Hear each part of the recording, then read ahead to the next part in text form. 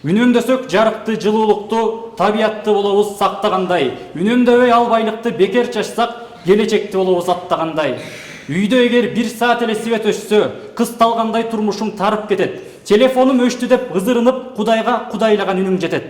Бүгүн электр энергияны үнөмдөсөк, эртең табиатты сактайбыз темасында Дилбаян жазуу сынагынын катышуучуларынын бири Адил Какенов.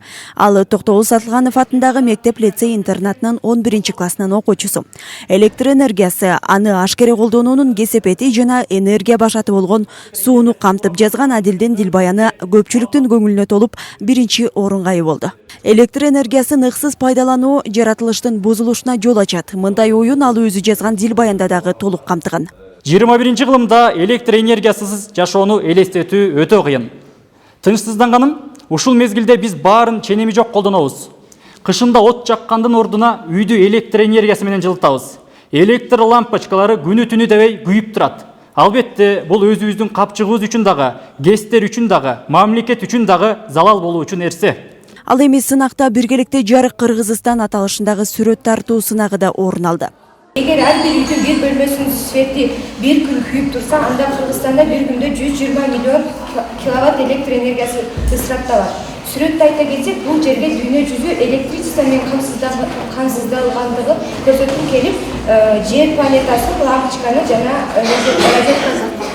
Кыргызстан биргеликте жарык фестивалы өлкө боюнча өтүүдө. Ал эми анын алкагында өтүп жаткан сынактын максаты келечек ээлеринин электр энергиясы тууралуу маалымат менен камсыз болушун шарттоо.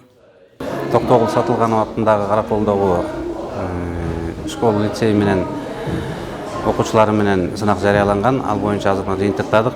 Фестивалдын алкагында ар бир окуучу түшүндү, электр энергиясы канчалык маанилүү, маңыздуу экенин, аны пайдаланганда да сарамжалдуу пайдалануу канчалык маанилүү экенин ар бирибиз түшүндүк окшойт. Аталган сынак карамагына лицейдин бардык окуучуларын камтыды. Коюлган теманы сүрөт менен ачып берген 7 окуучунун эмгеги бааланса, Дилбаян жазууда 12 окуучунун дилбаяндары мыкты деп табылды. Жеңүүчүлөргө адаттагыдан айырмаланып, кыргыз адабиятынын белгилүү жазуучуларынын томдуктары тапшырылды.